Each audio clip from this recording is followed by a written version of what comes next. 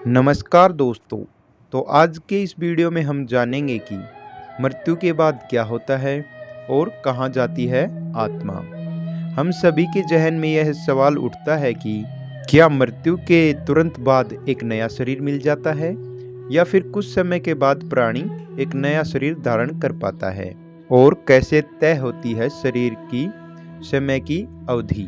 यह सभी ऐसे प्रश्न हैं जिसका उत्तर जानने के लिए हम सभी जिज्ञासु हैं, और सभी लोग अपने अपने तरीके से इसका उत्तर भी देते हैं। गरुड़ पुराण के अनुसार मनुष्य अपने जीवन में शुभ अशुभ, पाप पुण्य, नैतिक अनैतिक जो भी कर्म करता है, गरुड़ पुराण ने उसे 3 भागों में विभक्त किया है।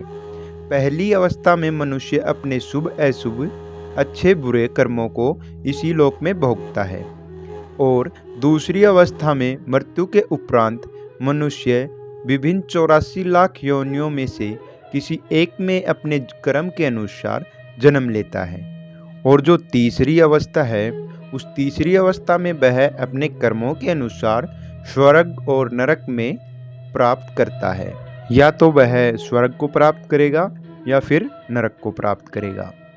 गरुड़ पुराण कहता है कि जो दूसरे की संपत्ति को हड़पता है, मित्र से विश्वासघात करता है, या ब्राह्मणों की संपत्ति को अपना पालन करता है, मंदिर से धन चुराता है, या प्राय स्त्री या पुरुष से व्यभिचार करता है, निर्बल को सताता है, जो अपनी निर्दोष माता, बहन, पुत्री, स्त्री या पुत्रवधू, पुत्र इन्हें बिना किसी कारण के त्यागता है, उसे भयंकर नरक योनि में जाना पड़ता है एवं उसकी कभी भी मुक्ति नहीं होती। और इस संसार में भी ऐसे पापी व्यक्ति को अनेकों रोग, कष्ट और बीमारियां घेर लेती हैं, जैसे कि व्यापार में हानि होना, घर में कलह, कृषि की हानि, बुखार चढ़ना, संतान की मृत्यु आदि का दुख वह झेलता है, और वह पूरा जीवन भर दुखी रहता है। और ऐसे पापी व्यक्ति का अंत समय उसका बड़ा ही कष्ट में होता है, तथा मरने के पश्चात वह भयंकर प्रेत योनि में चला जाता है। दुष्ट एवं पापी व्यक्ति को यमदूत पकड़कर कुंपी पाक आदि जैसे नरकों में कोड़े मारते हुए, घसीटते हुए ले जाते हैं। वहां यमदूत उसे पास से बांध देते हैं। वह भूख प्यास से अधिक व्याकुल और विकल होकर दुख सहन करता रहता है, और दुख सहन करते हुए वह रोता रहता है। उस समय मृत्यु काल में दिए गए दान अथवा स्वजनों द्वारा मृत्यु के समय दिए गए पिंडों को वह खाता है, और तब भी उसकी तृप्ति नहीं होती। पिंड दान देने पर भी वह भूख एवं प्यास से व्याकुल लगता है, और वह तड़पता रहता है। और जो व्यक्ति मांस मछली खाता है या मांस भक्षण करने वाला व्यक्ति, उस व्यक्ति को नरक में वे सभी जीव मिलते हैं जिनका उसने मांस भक्षण किया था, और वे वहां उसके मांस को नोचते हैं और उसे यातना देते हैं, तथा कई कल्पों तक प्रेत योनि में वह व्यक्ति भटकता रहता है। उसकी आत्मा को शांति नहीं मिलती। आइए जानते हैं शरीर त्यागने के बाद कहाँ जाती है आत्मा। गरुड़ पुराण, जो मरने के पश्चात आत्मा के साथ होने वाले व्यवहारों की व्याख्या करता है, उसके अनुसार जब आत्मा शरीर छोड़ती है तो उसे 2 यमदूत लेने आते हैं। मानव अपने जीवन में जो कर्म करता है, यमदूत उसे उसके अनुसार अपने साथ ले जाते हैं। अगर मरने वाला व्यक्ति सज्जन है या पुण्य आत्मा है तो उसके प्राण निकालने में कोई पीड़ा नहीं होती, उसे आसानी से मृत्यु प्राप्त हो जाती है। लेकिन अगर वो व्यक्ति दुराचारी या पापी है तो उसे पीड़ा सहन करनी पड़ती है।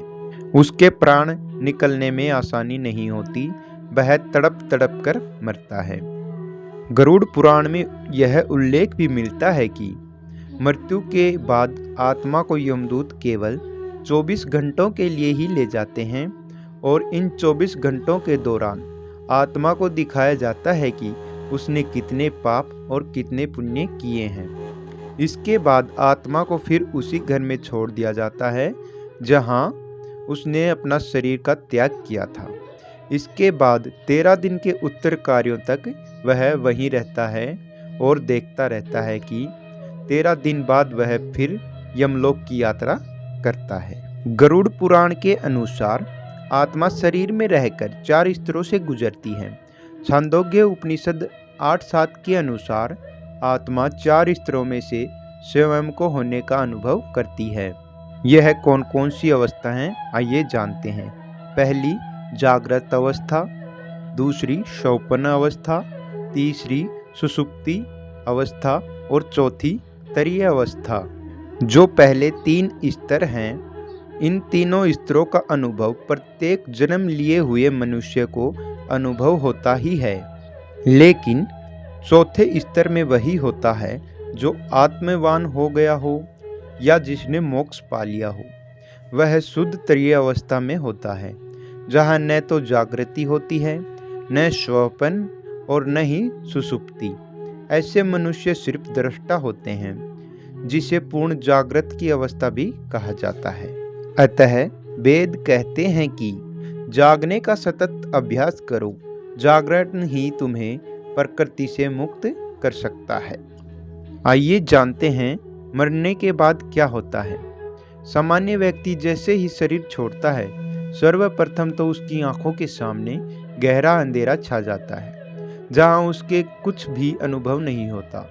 उसे कुछ समय तक कुछ आवाज़ें सुनाई देती हैं और कुछ दृश्य भी दिखाई देते हैं, जैसे कि स्वप्न में होता है, और फिर वह धीरे धीरे गहरी सुषुप्ति में खो जाता है। जैसे कि कोई कोमा में चला जाता है, वैसा उसे अनुभव होता है। गहरी सुषुप्ति में कुछ लोग अंतकाल के लिए खो जाते हैं, तो कुछ समय इस अवस्था में ही किसी दूसरे ग्रह में जन्म ले लेते हैं। प्रकृति उन्हें उनके भाव, विचार और जागरण की अवस्था के अनुसार गर्भ धारण करवाती है। जिसकी जैसी योग्यता वैसा ही गर्भ, जिसकी जैसी गति वैसी सुगति या दुर्गति। गति का संबंध मति से होता है, सुमति तो सुगति है। पुराणों के अनुसार जब भी कोई मनुष्य मरता है और आत्मा शरीर को त्याग कर यात्रा प्रारंभ करती है, तो इस दौरान उसे 3 प्रकार के मार्ग मिलते हैं। उस आत्मा को किसी मार्ग पर चलना है या चलाया जाएगा, यह केवल उसके कर्मों पर ही निर्भर करता है। ये मार्ग 3 प्रकार के हैं। पहला मार्ग अर्ची मार्ग, दूसरा मार्ग धूम मार्ग और तीसरा उत्पत्ति विनाश मार्ग।